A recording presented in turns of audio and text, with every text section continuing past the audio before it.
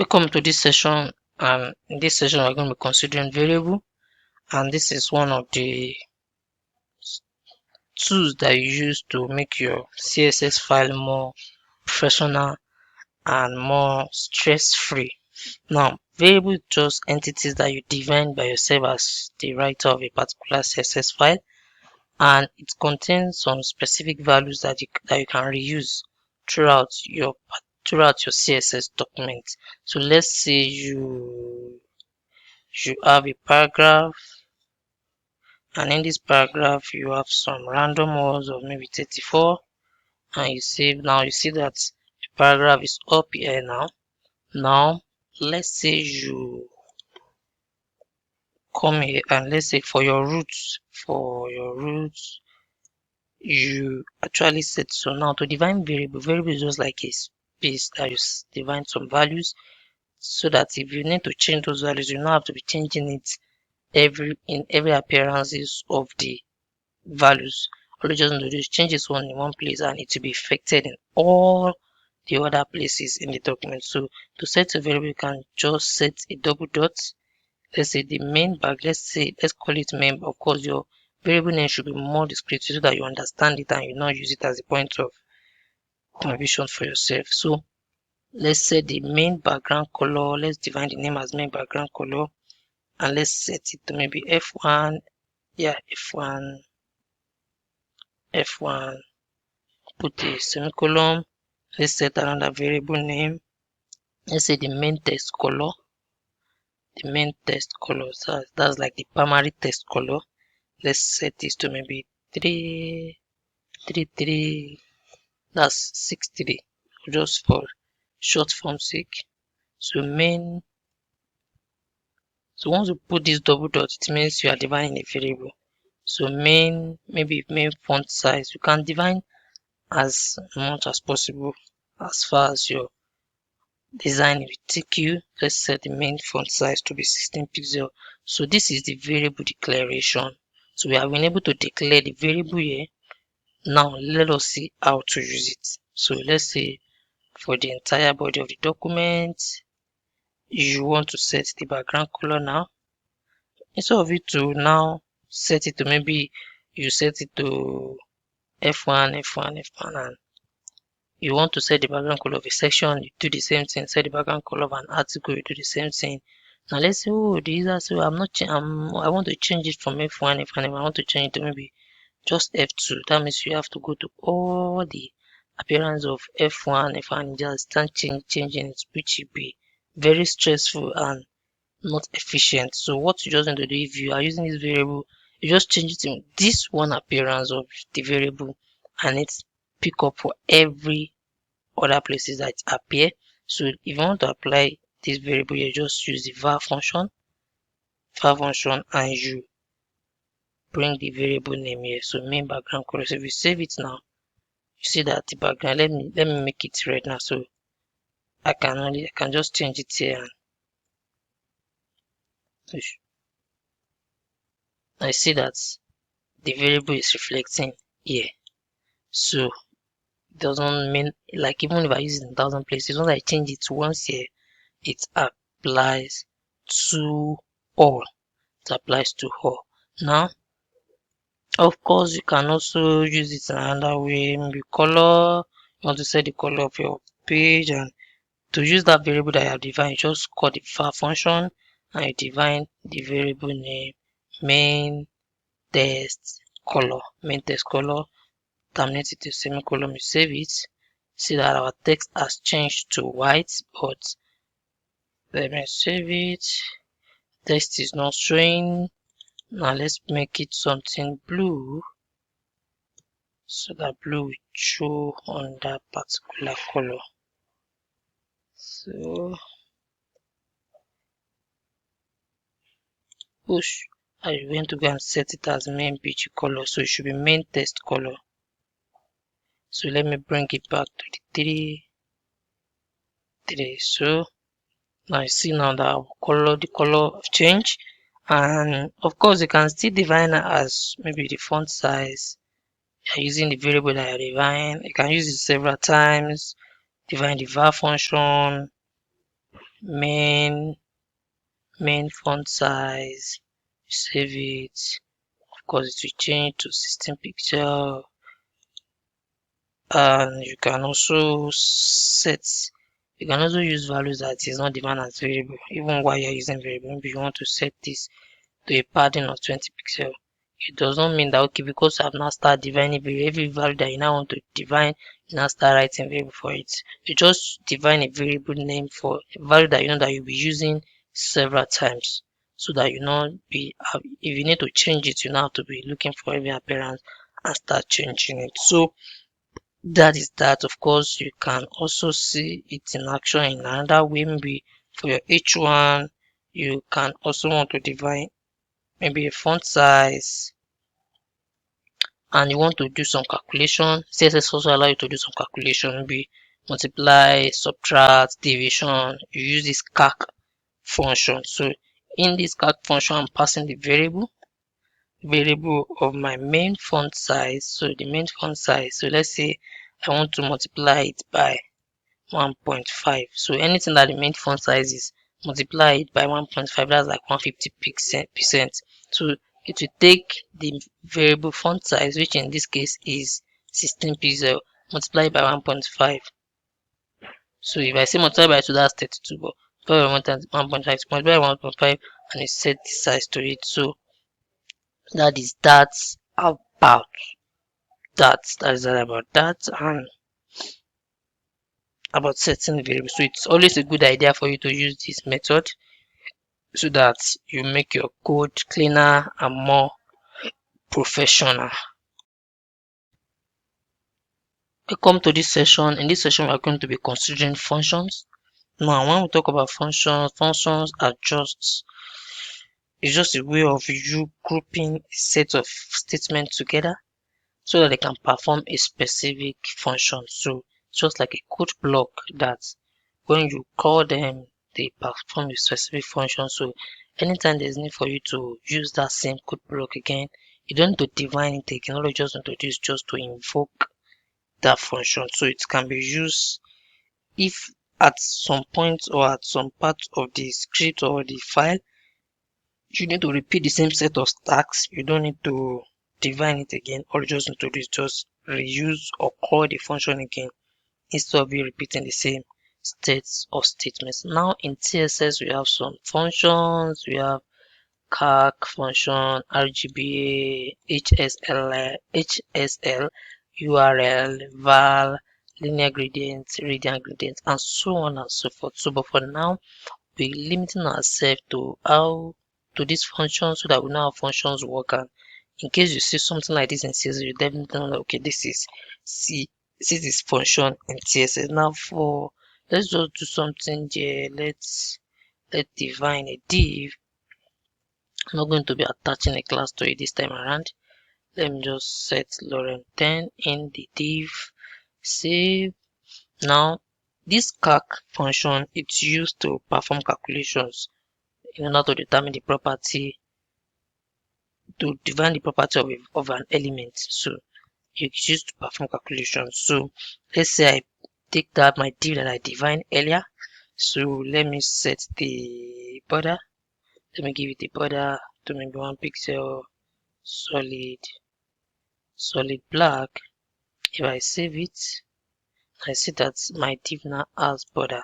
So let's say I want to set the width relative to the parent element. So all I just need to do is just use calculation. So I can just call the calc function, and 100% of the should take 100% of the parent element, but I want to have some space. So let me just say minus 50 pixel. So that's the meaning of this. So you can see now that it takes 100%. So this remaining space is 50 pixels. I want to increase that remaining space, and all I just need to do is just say, okay, so 50 pixel, subtract 150 pixel. So take 100% of the parent element and remove 150. So from here to here is 150 pixels. So that is calc. So you can use it in different ways. You want to do some relative calculations and the like. So you use calc. Now rgba is used to set color, and this rgba means red, green, and blue. and the A is alpha, which is used to set transparency of the color. So it's mostly used to set the color. That means what percentage of red you want to have, what percentage of green do you want to have, what percentage of blue do you want to have, and what's the transparency level, and that is the A. So to do that, you can just, let's use the div again. Let me just put it here. Let me just put it here, and I set the background color to rgba, red, green, blue, and alpha, which is the transparency. So for red, I want it to be, it should be 0 to 255. So maximum red, something 45, and you can just maybe blue 0, and the transparency should be 0.3. So you can see now that we have the background color. So let's say you want the transparency to increase. Say so the transparency should be between 0 and 1. So if it is 1, it will be completely colorable. The lesser you go, the more transparent it becomes. So transparent 0.1 will be very fade because it's the like the lowest transparent, so it's very transparent. But if you want it to be thick, you go very high. So but it should be from 0 to 1. Once you have 1, then it will not be transparent in any way. To just take the full form, like that is that. So that is that about rgba. Now for the next one, which is hsl. The hsl stands for, is also used to set how thick the color should be. So hsl stands for hue, saturation, and lightness. Hue, saturation, and lightness. So let's use color this time around. Let's use color and set to hsl. Let's just set the hue to set the color variation. Saturation, maybe you want it to be 100%, and maybe the lightness maybe 50%. So this color is going to be picking the text. So if you save it now, see now, so it's like color green. Of course, you can play around with it. 50%. See how it changed. 20%. Just like you're setting a black and white color TV, a black and white TV to be colored. So you start changing the hue, start changing saturation till you get what you want. So it's not very common to use this except you know what you are doing. So this is one of the most common one, and so we have the Xcode.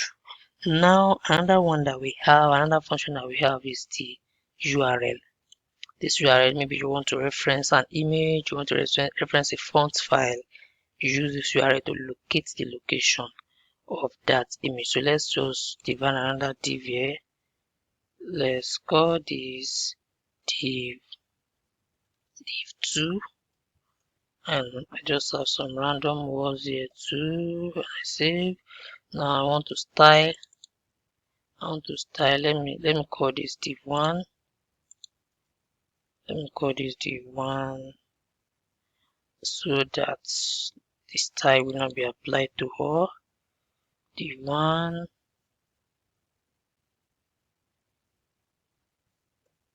and I call this div2. Now the URL now let me save. Sharp. So we have this. Now let's just add some margin top of 12 pixels. That should be fine. Okay, let's also add some border. I think we might not need width. Yeah, so let's add some URL. You want to add a background image to this div, you just use the URL. So just say background image. So you want to locate an image, use the URL, then you have your full column. Now it will go to the current folder, maybe pick the stock image, and it's going to, of course, let's increase the height. Let's increase the height so that we can see our picture, because I don't want us to go to the property of picture for now. Let's just set it to maybe 450, should be fine. 450 pixel. I can see the dog, and let's that 450 look too much. Yeah, it's fine. I think that is okay. And the color to the image, sorry, the text should be white. Okay, so I think that it's fine. At least we can see what we are doing.